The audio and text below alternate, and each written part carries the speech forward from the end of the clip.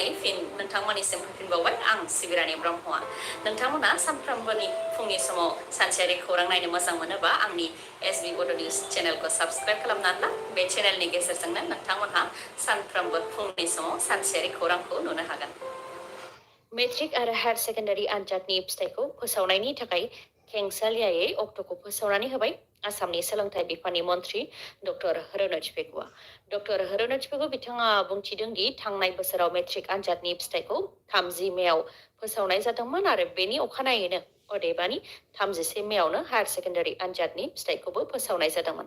देग्लायबो बे एखे समावनो मेट्रिक आनजादनि फिथाइखौ फोसावनानै होनाय जागोन आरो बेनि उन एबा सिगांनो हायार सेकेन्डारिनि फिथाइखौबो फोसावनानै होनाय जागोन होननानै फोरमायथिदों सोलोंथाइ बिफाननि मन्थ्रि डक्टर रोनोज पेगु बिथाङा। क'क्राझार जिल्लायाव फिन नुजाथिदों जिनाहारि जाथाय। साननि समावनो जादों जिनाहारि जाथाया। 13 बोसोर बैसोनि ट्राइबेल हिन्जावसाखौ मुस्लिम हौवाया जिनाहारि खालामदों। बे जाथाया क'क्राझार जिल्लानि सिङाव थानाय सेरफांगुरिनिफ्राय दतमा थांनाय लामायाव जादों। खौरांनि बादिब्ला उन्दै हिन्जावसा गथ'साया इन्स्टाग्रामाव लोगो मोननानै हौवाया मोगथाङाव लोगो हमनो खावलायबाय थानायलाय लोगो हमफैदोंमोन। बेयावनो 4 मुस्लिमफोरा उन्दै हिन्जावसाखौ आथियाबारि थिनियालिनिफ्राय AS 17M8735 नाम्बार प्लेट थानाय गारिजों दैखांनानै लांदों आरो सेरफांगुरिनिफ्राय दतमा थांनाय लामायाव खारबाय थानाय गारि सिङावनो जिनाहारि खालामदों। उनाव दतमा पुलिस चेक पस्टआव सिग्रोमनायावसो उन्दै हिन्जावसा खालामनो हादों आरो दुथांफोरखौ हमनो हादों। हमनो हानाय दुथांफोरनि मुङा फारि रुबेल रहमान, इमरान हुसैन, मुमनुर रहमान आरो आनवार हुसैन। गासैबो धुबुरी जिल्लानि तामारहाटनि थागिबि आरो गासैबो 19 निफ्राय 24 बोसोर बैसोनि गेजेराव। दुथांफोरनि हेंथा पक्स' एक्टनि सिङाव केस रेजिस्टार खालामनाय जाबाय। जिनाहारि खालामजानाय उन्दै हिन्जावसाया फोरमायथिनाय बायदिब्ला 4नि मादाव रुबेल रहमानानो जाथायनि गुबै दायनिगिरि जाय जिनाहारि खालामदों। चाइल्ड वेलफेयार कमिटि क'क्राझारनिफ्राय जाथायनि सायाव फोरमायथिदों दि सेरफांगुरिनिफ्राय दतमा थांनाय लामाया 10 निफ्राय 15 मिनिटनिल' लामा। बे ससे लामायावनो खारबाय थानाय गारियावनो जिनाहारि खालामोब्ला अब्ला आइजोफ्रा रैखाथि गैया। बेनिखायनो जिनाहारि जाथायनि दायनिगिरिफोरखौ जाहाथे गोख्रोङै साजा होयो बेनि थाखायबो दाबि दैखाङो CWC क'क्राझारनिफ्राय। 31 नं माहारियारि राजालामानिफ्राय सरलपारा बिसमुरि थांनाय बायला जिला लामाखौ फाहामनाय जादों। नाथाय दोंसे लामाखौनो फाहामनो ओंखारदों मोननै राजखान्थि दोलोआ।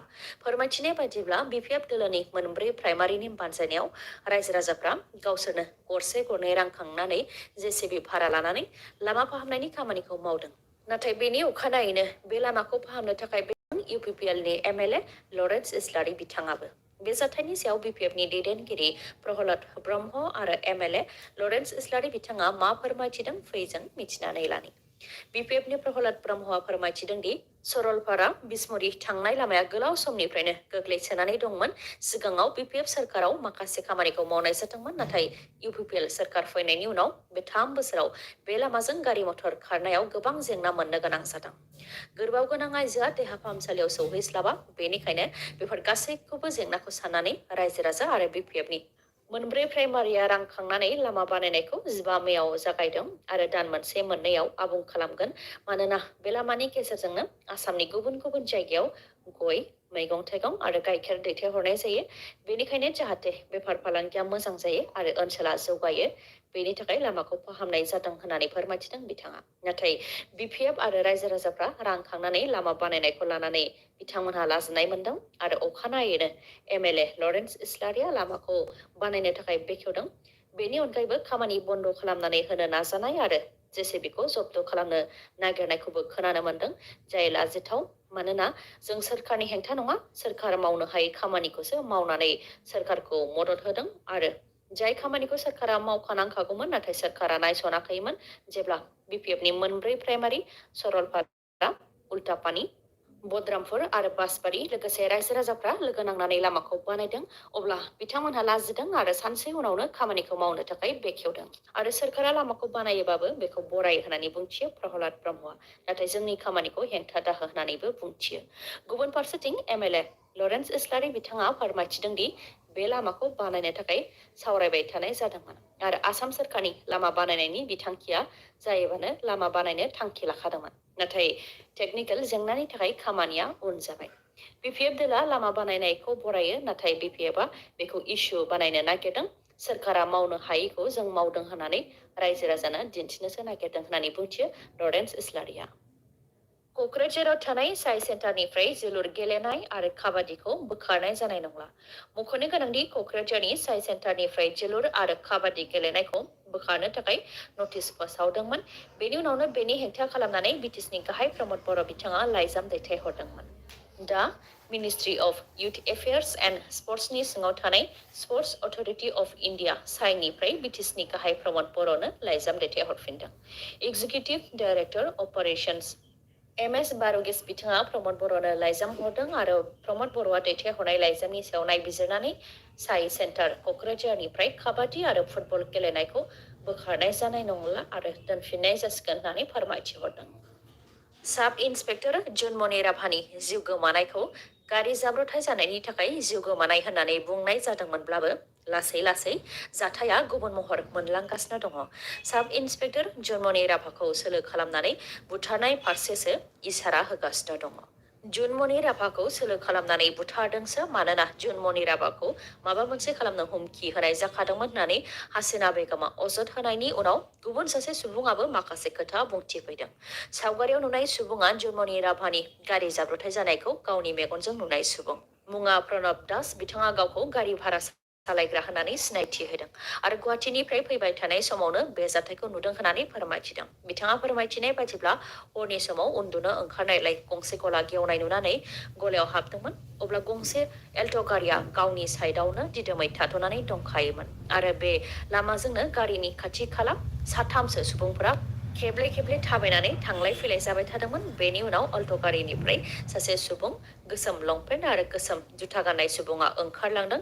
बेनि 7 मिनिट उनावनो जोबोद गोख्रैथिजों फैनाय ट्राकआ साब इन्सपेक्टर जुनमनि राभा गाखोनाय गारिखौ सौख्रांफैदों। बेबायदि जाथाय जानायनि 15 मिनिटसो उनाव जख्लाबन्दानि आइसिजों लोगोसे बिथांनि हान्जाया जाथायथिलियाव नुजाथिफैदोंमोन। बे समाव गला होग्रा सुबुं आरो गाव अदेबानि जाथायखौ जाय मेगनजों नुदों बिथाङा जाथायथिलियाव थांदोंमोन, नाथाय जाथायथिलिनिफ्राय आइसिया थिनहरफिनदों होननानै फोरमायथिदों प्रणब दासआ। अब्ला साब इन्सपेक्टर जुनमनि राभाखौ सिगांनो बुथारनाय जाखादोंमोन नामा? बेनि उनावसो गारियाव दोननानै जाब्रथायनि महर होनो नाजादों नामा? बे सोंथिया थारैनो नोंथांनि गोसोआवबो बेरखांदों जानो हागौ। बेराफारसेथिं नावबयसानि आइसि आरो नगावनि एसपि लीना दले बिथांमोनहा जाथायनि सायाव जेबो खुगा बेखेवाखै। जायनाखि साब इन्सपेक्टर जुनमनि राभा थैनायनि खौरांखौ नखरनिया मोननायनि सिगां नगावनि एसपि आरो डिएसपिनि हान्जाया साब इन्सपेक्टर जुनमनिनि न'आव थांनानै न'आव थानाय गासैबो रांखौ लानानै फैजोबदोंमोन। मानि थाखाय बेबायदि खालामनाय बेनि सायावबो जेबो फिननाय होनो हायाखै बिथांमोनहा। बड'फा UN ब्रह्म सुपार 50नि गेजेरजों मेडिकेलाव सोलोंथाइ होनो थाखाय जि एन्ट्रेन्स आनजाद खुंनाय जादोंमोन बेनि फिथाइखौ फोसावनानै होबाय। बड'फा मिशन फर सुपार 50नि गेजेरजों एलियान केरियार इनस्टिट्यूटनि गेजेरजों मेडिकेल कचिं होनो थाखाय जि एन्ट्रेन्स आनजाद खुंनाय जादोंमोन बेनि फिथाइखौ फोसावनानै होबाय। जेराव गोबां नाम्बार मोननाय 52 फरायसाफोरखौ सायख'नाय जादों आरो ट्राइबेलफोरनि थाखाय 70% खथा थिनानै होनाय जाखादोंमोन। जायफोर फरायसाफोरा उथ्रिसारनो हादों आरो जायफोरा वेटिं लिस्टआव दङ बिथांमोनखौ फैगौ 23 मेआव डिस्ट्रिक्ट लाइब्रेरि क'क्राझाराव फुंनि 10 रिंगायाव काउन्सिलिं आरो पार्सनेल इन्टारभिउ लानाय जागोन। बेनिखायनो बिजाथिफोरा जाहाथे नुजाथिफैयो बेनि थाखाय खावलायहरदों। मेडिकेल कचिंनि अनगायैबो इन्जिनियारिं कचिंनि थाखायबो एन्ट्रेन्स आनजादखौ बे बोसोराव खुंगोन। थाबैनो बिटिआरनि जिल्लाफोराव एन्ट्रेन्स आनजादखौ खुंनाय जागोन आरो बे बोसोरनि थाखाय 180 एप्लिकेशन आजावनाय जाखाबाय होननानै फोरमायथिदों। फोरमायथिनो गोनांदि बिटिआर सोरखारजों खुंजानाय बड'फा UN ब्रह्म सुपार 50नि मेडिकेल कचिंनि थाखाय एन्ट्रेन्स आनजादाव उथ्रिसारनो हानाय 52नि मादाव क'क्राझार जिल्लानिफ्राय 12, चिरांनिफ्राय 1, बाक्सानिफ्राय 19, तामुलपुरनिफ्राय 6 आरो अदालगुरिनिफ्राय 12। जायफोर फरायसाफोरा मेडिकेलनि थाखाय एन्ट्रेन्स आनजादखौ होदोंमोन बिथांमोनहा गाव गावनि रिजाल्टखौ नायनो गोसोब्ला super50.bodoland.gov.in आव थांनानै नायहैनो हागोन। दावराव देख्रेब नार्जारिनि दैदेननायाव 1988 मायथाइयाव आलादा बड'लेण्ड रायजोनि थाखाय सोमावसारनायाव जिनाहारि जानाय 12 नं भुमखा गामिनि 10 बर' आइजोफोरनो दख'ना आरो जोमग्रा होनानै मान बावनायजों लोगोसे जि हायो एसे रां अनसुंथाइ होदों। दावराव देख्रेब नार्जारि बिथाङा फोरमायथिदों दि बड'फा उपेन्द्रनाथ ब्रह्मआ सिमाङाव नुजाथिफैदोंमोन आरो जिनाहारि खालामजानाय बर' बिमाफोरनो दख'ना होनो थाखाय बिथांमोनखौ लेंहरनो थाखाय बड'फा उपेन्द्रनाथ ब्रह्मआ सिमाङाव बुंफैदोंमोन। बेनिखायनो एसेबां गेदेर सुबुंनि बुंफैनायखौ सिमां बायदियैल' दोनालासे बड'फा उपेन्द्रनाथ ब्रह्मनि समाव बिथांजोंनो समानै नांफानाय बिथांमोनखौ हांख्रायहरनायजों लोगोसे बनसु आरो दतमानि माखासे समाज सिबियारिफोर जयैनो लोगो नांनानै जिनाहारि जानाय आइजोफोरनो दख'ना आरो जोमग्रा होनानै मान बावनायजों लोगोसे रां होदों होननानै फोरमायथिदों दावराव देख्रेब नार्जारिया। आरो लोगोसे बुंथिबावदों दि भुमकानि जारिमिना दुखुनांथाव, बर' हारिनि बिखा बिख्लायाव नाङो, बेनिखायनो जों भुमकानि जारिमिनखौ बावनो नाङा। भुमकानि जारिमिना जोंनि जारिमिनाव लिरजागोन आरो अराय मान होनो नांगोन होननानै बुंथियो। लोगोसे फोरमायथिबावदों दि भुमकानि अनगायैबो बै समाव बागमारायाव 1990 मायथाइनि 10 मेयाव गुबुन आइजोफोराबो हानजा जिनाहारि खालामजादोंमोन, बिथांमोनखौबो मान होनो नांगौ होननानै बुंथियो दावराव देख्रेब नार्जारिया। रायजोआव फिन एनकाउन्टार, धेमाजि जिल्लायाव आसाम पुलिसआ सासे डाकातिनि सायाव गुलि गावदों।